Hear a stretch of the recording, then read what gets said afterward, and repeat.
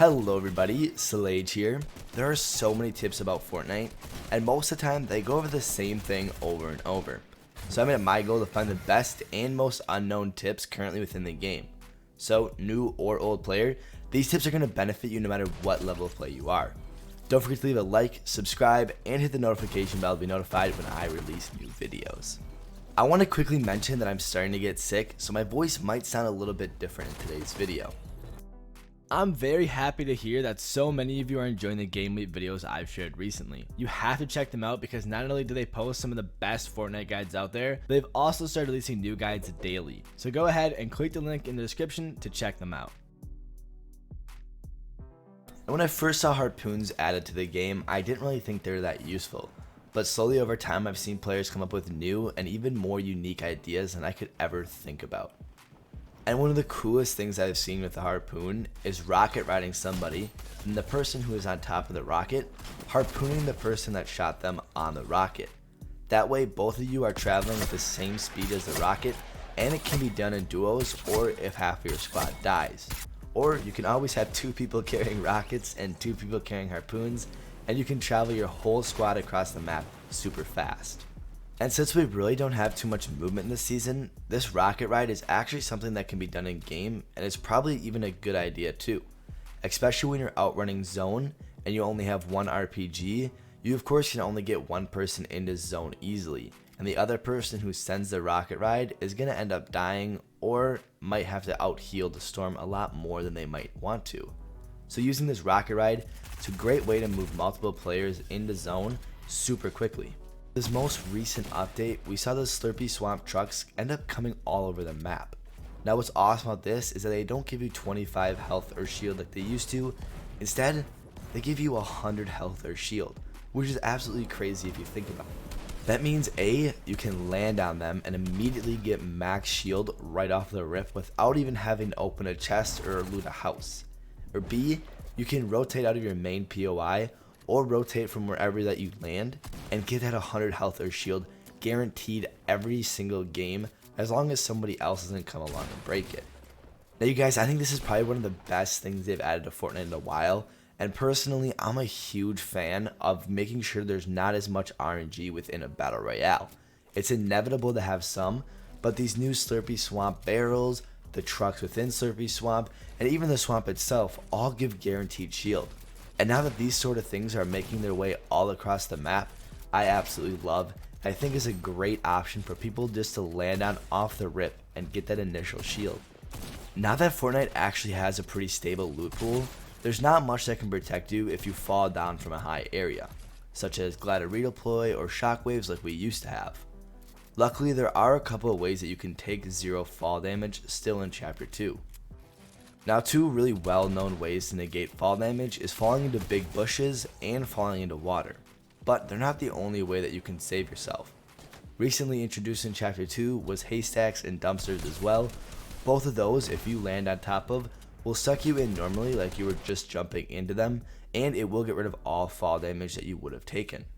Now you guys, this next way of negating fall damage is probably my favorite, because all you have to do is walk through one of the big bushes, and as long as you don't jump, you gain fall damage immunity. So for example, you can run up a ramp, you can dance, you can crouch, you can shoot, you can even do the no jumping 90s to crank up as high as you'd like. Now what's really awesome about this is you can fall from any height. Now I really like this because you can ramp up over somebody, take height, and apply a lot of pressure while that other person is still on ground level. They might be focused on trying to shoot you out instead of protecting their head, which means you can get a lot of free shots down from above them. Now you might be thinking I'm all out of ways to protect yourself from fall damage, but I have one more for you, and it's using the new harpoons, and it's going to require you and somebody else to have one. And basically, as soon as you're about to hit the ground, you and your partner are going to shoot each other with it, and you kind of grapple each other, which kind of resets how high you're falling from. So even if you're jumping from the sky limit down to the ground, as long as you do it in time, you're going to save yourself from dying. And now some of these might not seem as easy to do, like you might not always have a bush to run through, but a lot of times players will hold on to harpoons in the endgame because it's a great way to snag loot from other players from far away. So using this as a way to take height, Maybe if you're up a little bit too high, you can jump down without having to waste mats to waterfall. Speaking of movement, there's some really cool ways you can make boats move faster than normal in a couple of different ways. I use this one an absolute ton because sometimes when you're going to the next zone, there's not any water that you can drive the boat on to go fast, so you have to cut across mountains, hills, or just over normal land. And it's not always the easiest. You have to wait for your boost, and at times it really doesn't get you as far as you want, and especially going up hills, it doesn't always get you to the top.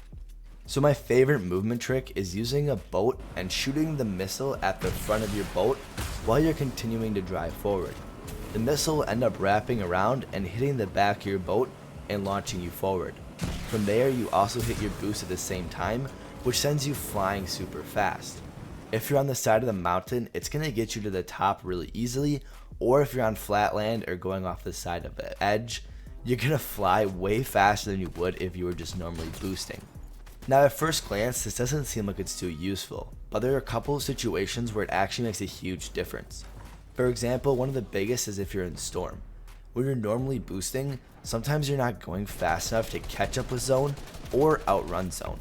Using this, I don't think I've ever gotten stuck behind zone no matter how fast it's moving. Another situation is when you're on hills. Now I know before I learned this trick, there was multiple times when I had to just ditch my boat and run to zone on my own 2 feet. And that kind of sucked because the boat alone, even just boosting, sometimes helps to escape zone. But using this trick, there's basically no normal hills or mountains that you can't get up using this. Even the hill outside of Dirty Docks was able to be scaled using this, and otherwise you wouldn't be able to get up that normally. Now besides using your boat for movement, you can also do something really awesome with it as well if you get up close and into a shotgun fight with somebody and your boat's pretty much right next to you. Basically all you're going to do is leave your boat, you're going to go for a really quick shot, and then you're going to hop right back into your boat.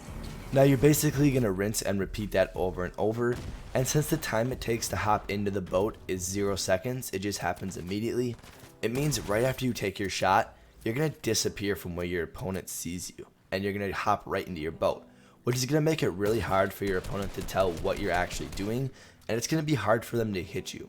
Now this strategy is going to be kind of limited because most players will just build to protect themselves, but if you can sneak a couple of shots in right away and you can kind of start off the fight by pumping them pretty hard and not getting hit at all back, it's going to give you quite a distinct advantage right off the rip. Now I figured I should probably sprinkle in a couple different combat tips for you guys, and my first one is definitely really great for early game. Now a lot of time during early game, you're going to run out of mats, which means you're going to have to rely on all of your old builds that you already have down. Now there's a couple things you can do. You can always just try to 50-50 or make a quick play on them, but something that's really cool that will kind of outplay them in a way is basically you grab your edit and you can move up to a floor and a half away from that edit before losing control over it, which means you can kind of pre-edit and just hold it.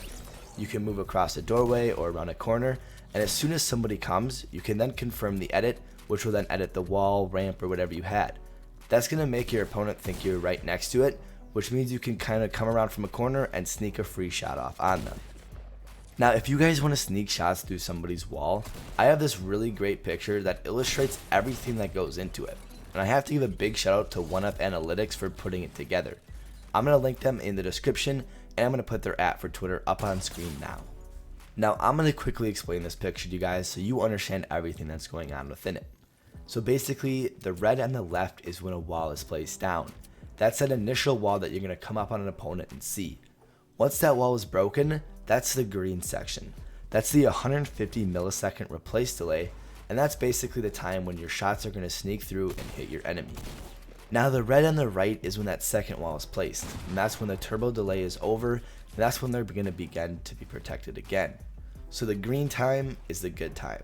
That's when your shots are going to sneak through and it's going to help you get tags on your enemy.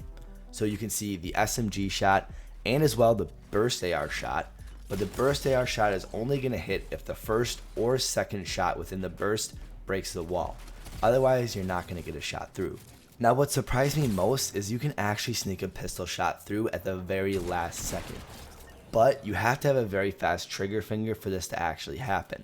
So it's not going to be as easy as sneaking an SMG or a burst AR shot through, but it is still plausible, and it does make the pistol a little bit more valuable within an arsenal. I tried my best to find some of the most unique and unknown tips possible, but if you know any other tips or tricks that are rather unknown that I didn't mention in today's video, let me know down in the comments, as it's always really cool to find out some new things.